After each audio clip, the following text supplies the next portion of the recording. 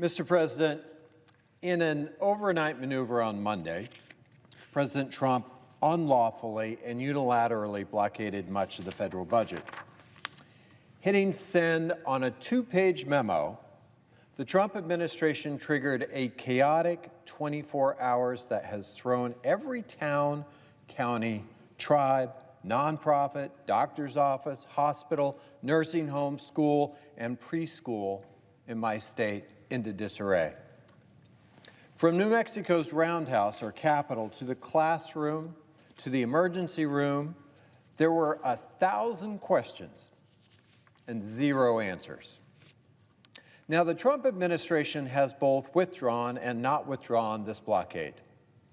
In so-called clarifications, President Trump has made things about as clear as mud. But here are 3 things that are crystal clear.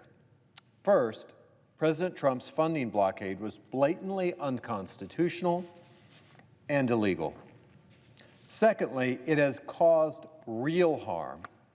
And third, this was a test run where chaos was actually the point. If you're trying to follow the news and getting confused, it's not you. If you heard that President Trump blocked all federal Medicaid reimbursements, you heard correctly. If you heard that the White House claimed federal Medicaid reimbursements were exempt from the blockade, you also heard correctly.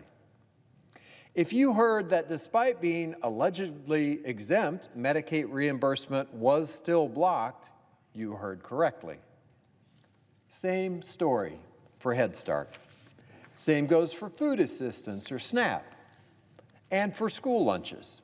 And that list goes on and on and on. Even today, after a federal court ruled that the Trump administration had to pause the pause, I'm still getting reports of organizations that cannot access federal funding portals. And in the midst of all of that, there are very real consequences. Let's just take Medicaid, just for a start. Almost a quarter of my state's budget moves through the Medicaid portal, the one that was shut down yesterday. $8 billion in federal Medicaid funding comes to New Mexico every single year. Millions and millions of dollars worth of Medicaid reimbursement happen on that portal in any given day.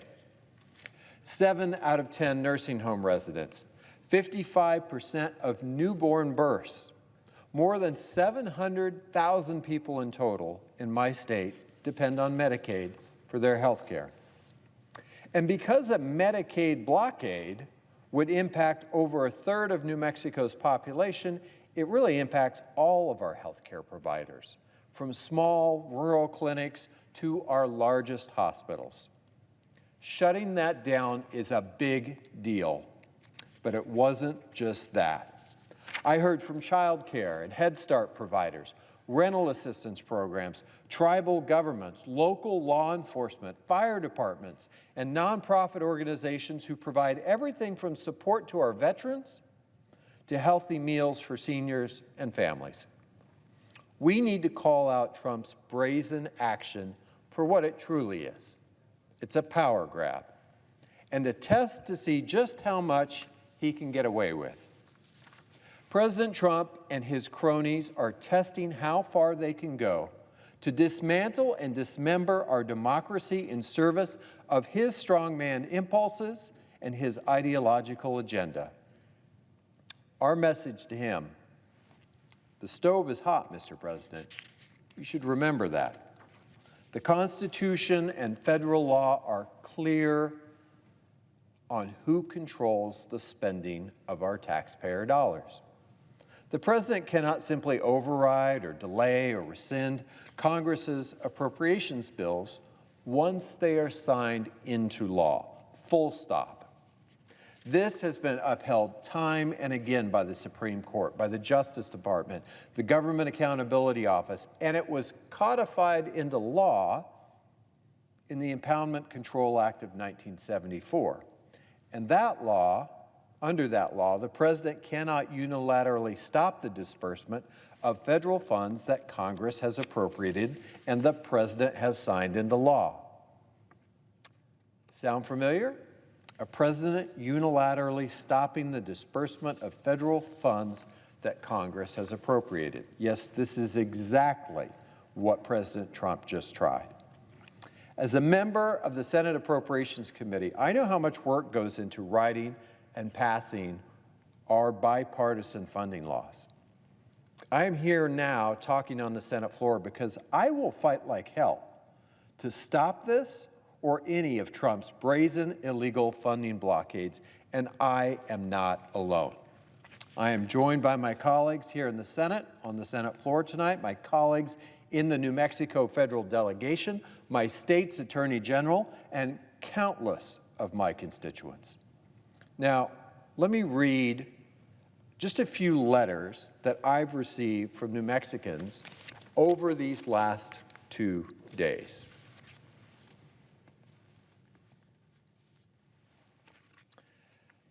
Tambra from Deming, who depends on Social Security disability benefits and Medicaid, scared she will not be able to keep up with rent or basic necessities during the pause. Tambra wrote to me, "I will not be able to pay full-price rent. My heart is filled with uncertainty. I'm afraid for my neighbors with children. It has saddened my heart to see so many people, including myself, become unsure of the future." Caitlin from Taos wrote to my office expressing concern for her safety and security should Dreamtree, a federally funded youth shelter in northern New Mexico, shutter its services due to Trump's pause. She wrote, "Without Dreamtree, I wouldn't have a roof over my head, which would cause a lot of worry and fear, being vulnerable to sexual assault, which happened to me in the past. Dreamtree is not just a program, it's home, it's my safe space."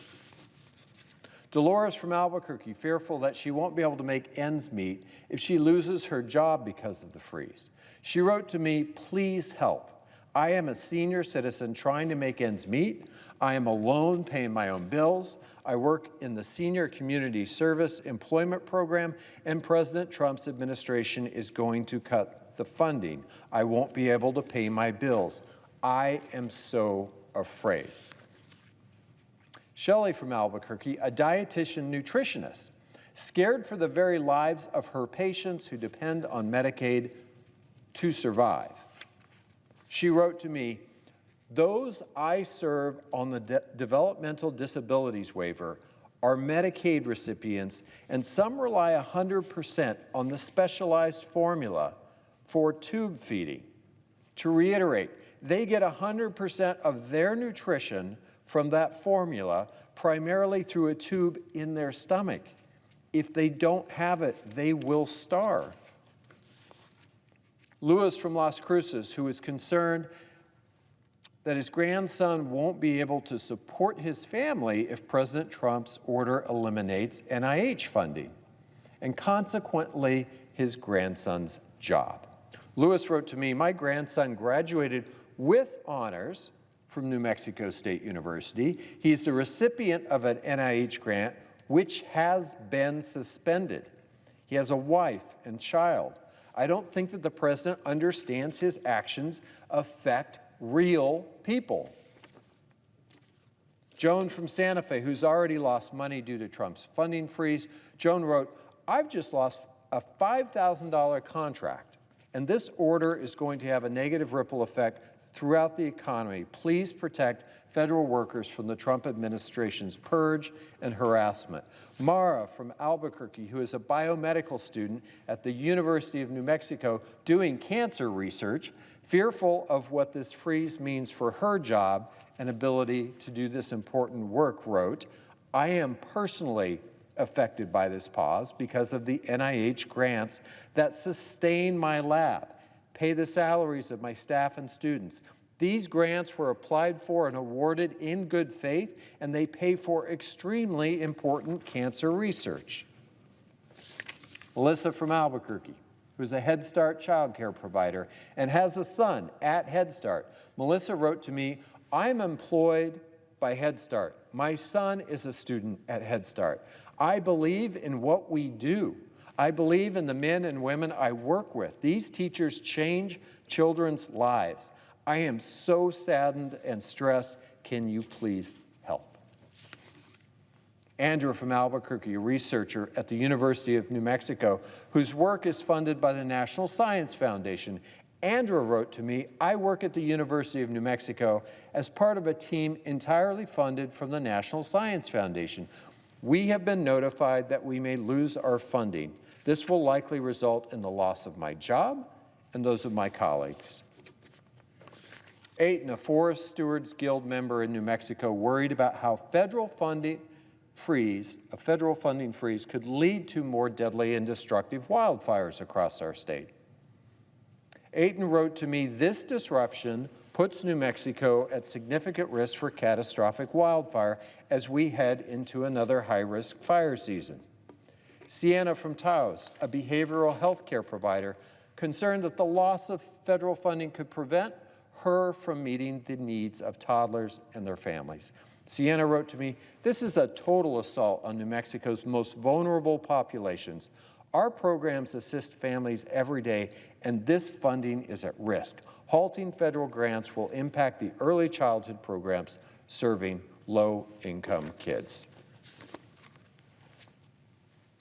These letters paint a painful picture of the chaos and uncertainty that President Trump's actions have created in my state alone. What do you say to those Americans, President Trump? How could you possibly defend taking their taxpayer dollars, the work of their elected leaders, the Constitution you swore to defend just a few days ago, and pushing that all aside? And what funding exactly was thrown aside with it? Let me read you a list of funding impacted in just New Mexico, even as we still do not know which programs are or are not on the chopping block. I'll start with the New Mexico High-Intensity Drug Trafficking Area Program. If you have one in your state, you probably know it as a HIDTA program. This program includes 17 counties who are coordinating on drug intelligence, interdiction, investigation, and prosecution efforts to reduce the impact of illicit drugs. These are the folks coordinating to go after the cartels, who are going after the fentanyl trafficking. How woke is that, stopping fentanyl trafficking? They received over $1 million last year for this work. New Mexico's program to prevent and prosecute violence against women. This program works to reduce domestic violence, dating violence, sexual assault, and stalking by strengthening services to victims and holding offenders accountable. New Mexico received over $1 million for this program last year. The New Mexico Crisis Intervention Program, created through our bipartisan Safer Communities Act, a bill that I helped to negotiate. This program funds the enforcement of red flag mandates to combat and prevent gun violence. Last year, federal funding for New Mexico's Crisis Intervention Program totaled over $4 million. New Mexico's Crime Victims Fund. These programs help New Mexican community organizations and public agencies provide services directly to the victims of crime. Last year, the Crime Victims Reparation Commission of New Mexico received $1.2 million in federal funds. Justice assistant grants for police departments. Last year, New Mexico local law enforcement entities received about $1 million in federal justice assistance grant funding, and that funding is used for personnel, equipment, training, and technical assistance for New Mexico's police departments. You heard from my colleague from Connecticut about fire grants, assistance to firefighter grants, and staffing for adequate fire and emergency response. These programs fund equipment and resources for our fire departments, including volunteer firefighters in rural areas and emergency first responders, Just last year, many of us in this body worked hard to get this program reorganized or reauthorized. And I can't tell you of another program that's more popular at home than the fire grants. And since 2015, fire departments across my state have received over $22 million through these programs. New Mexico Homeless Support Services. Last year, New Mexico nonprofits received $17 million through the Housing and Urban Development Department's Continuum of Care program to help put a roof over the heads of people who've been living on the streets. Road improvements to prevent traffic deaths. You heard me, those woke road improvements.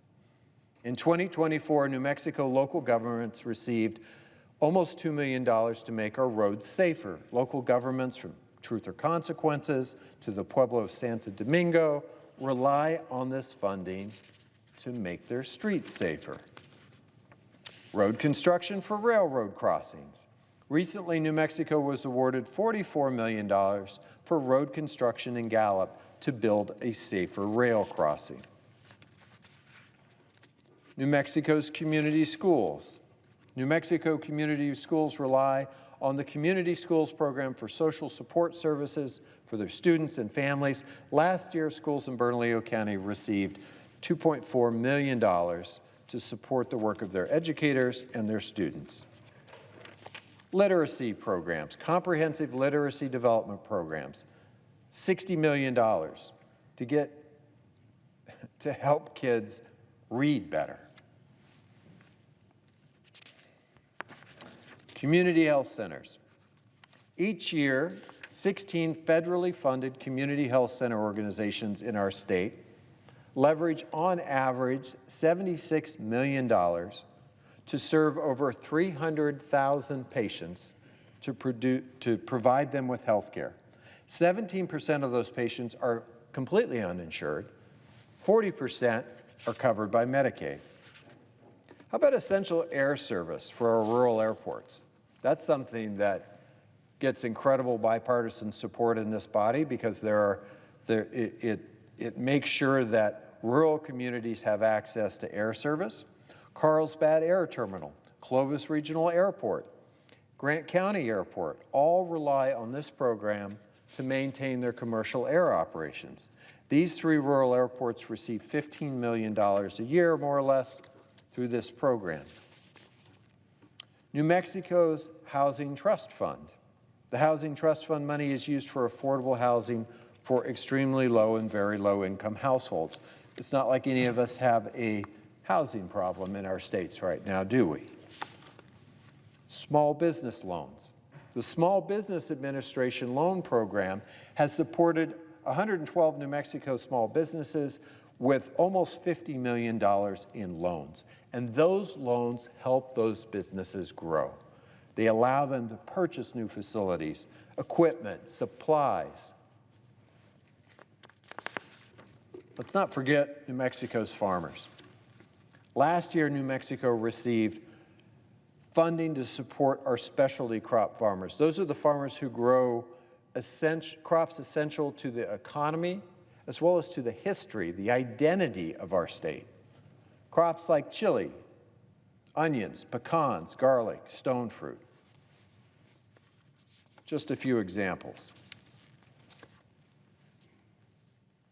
These programs that I've just read through are a fraction of the list. They aren't even a quarter of it. So let's go a little deeper now into more concrete examples of the disruptions and harm caused by President Trump's blockade. And each of these were shared directly with me or with one of my staff just in the last day and a half.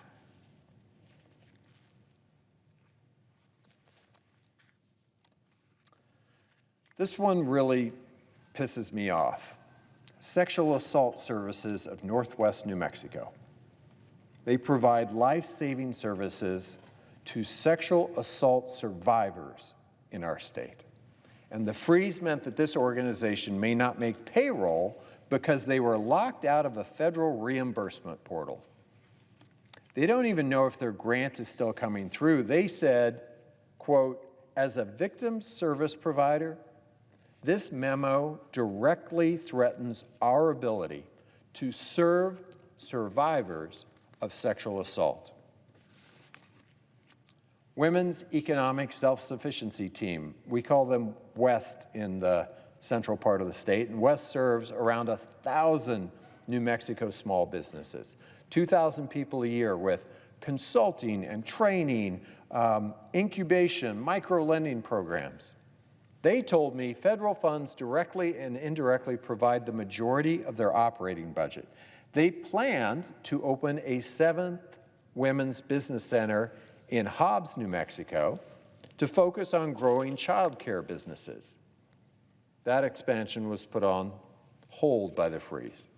They employ 34 staff and operate 6 women's business centers throughout New Mexico. They're incredibly concerned about the continued survival of the SBA Office of Women's Business Ownership and the Minority Business Development Agency. Here's another really woke one. Cannon Air Force Base and the Oglala Water and Land Conservancy. They told me the Readiness and Environmental Protection Integration Program that's at risk is more than a funding mechanism, it is a lifeline. This project addresses the incredibly severe water scarcity challenge faced by the entire region, where groundwater from the Oglala Aquifer is now the sole source of water for municipal, industrial, and agricultural needs. But without this program, the Oglala Aquifer is projected to lose its functional capacity as early as 2028. That would leave the region without water that they need to survive, but it also cripples those local communities, and it would jeopardize the very viability of Cannon Air Force Base and the Melrose Air Force Range. Albuquerque Public Schools. This is the largest school district in New Mexico. It's actually the 31st largest in the entire nation. It serves almost 80,000 students across 143 schools, and one of Albuquerque's largest employers with over 11,000 staff, well over 5,000 teachers. Because of the freeze, APS was forced to halt all non-staff related funding for grants from the Department of Education, Centers for Disease Control and Prevention. Here's what they told me. APS paused spending on its federal community school grant, magnet school grant, Centers for Disease Control grant, and transportation funding for upcoming college field trips.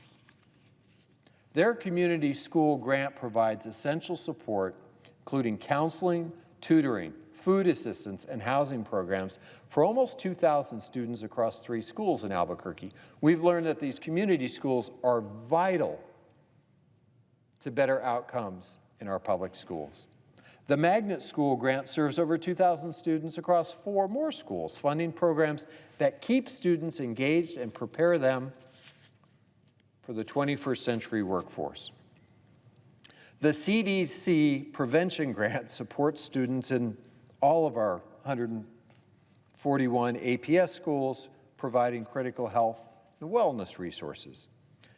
Finally, students at 13 schools who were looking forward to a college field trip to New Mexico Tech next month just had their trip canceled because the district could not access federal grants to pay for their transportation. Silver Consolidated Schools, which serves over 2,500 students and their families in southwest New Mexico. They told me the Silver Consolidated School District is 2 years into their 5-year, nearly $6 million school-based mental health services grant. And this grant, created once again in the Bipartisan Safer Communities Act, has allowed the school district to put mental health services in each school in the district. These are services that the students, especially those in crisis, have come to rely on in a 4-county region that lacks basic mental health services. These programs I've just read through, they're not the whole list. They aren't even a quarter of it. So let's Let's go now, and some of you watching are wondering, why come to the Senate floor? Why decry an action that the president has already supposedly reversed? First, I think we have to ask, has he reversed it? According to his press secretary, the funding is still blocked. Again, these are laws, not guidance. They're laws passed by Congress, signed into law by the President of the United States. And let me tell you about just a few of the projects under some of these laws that President Trump is unilaterally blocking funding for. Projects from the Inflation Reduction Act, which is law, and the bipartisan infrastructure bill, which is now law.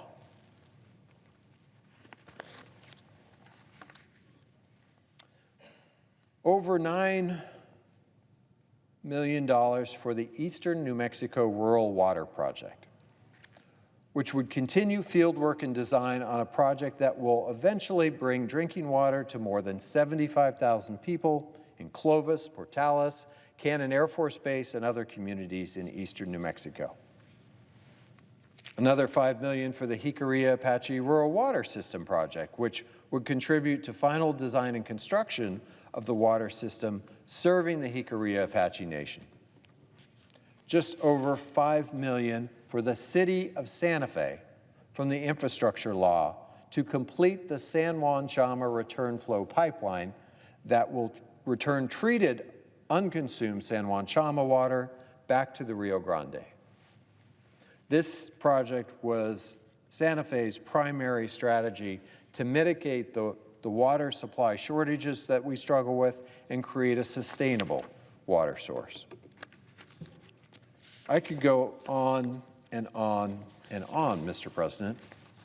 It is really remarkable how many people in my state have just been thrown into chaos by all of this. Now, before I finish, I want to be clear that this type of chaos and uncertainty is not what Americans elected President Trump to deliver. It's illegal. It's the type of action that puts our democracy, really the whole structure of our government, in jeopardy. But if your focus is just on money, if the fate of our democracy feels a little too abstract, then understand this. President Trump has also blocked funding from going out under the infrastructure law and the Inflation Reduction Act. It's not what New Mexicans, again, these laws are laws passed by Congress, and it's certainly not what New Mexicans sent me to Washington to deliver. They want certainty. Americans are calling on us, really all of us, to work together on policies that will bring down the cost of their groceries, their rent, their internet, their health care. They want us to help get fentanyl off of our streets or make our communities safer and support survivors of sexual assault. They want us to put our veterans in safe housing. And according to a number of New Mexicans, they still can't access federal funding.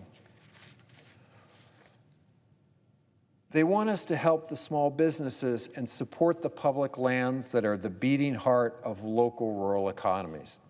They want us to create jobs that they can build a family around, jobs they can be proud of, jobs that are in their own communities. They don't want all this chaos. I would hope that my Republican and my Democratic colleagues alike, especially the appropriators, we work together every single year to try to produce bipartisan bills. By nature, those bills have to be written in a bipartisan way. I've written many of those bills since I joined the Appropriations Committee with my Republican colleagues, some of which got reported out of committee unanimously. I hope we can all join together in calling on the president to just get back to following the law that we all passed together. Let's get back to creating certainty for our communities, for our small businesses, for our democracy itself. Benjamin Franklin put it years ago like this: we have a republic if we can keep it. I will fight like hell to keep it, and I know that I am not alone. Thank you, Mr. President.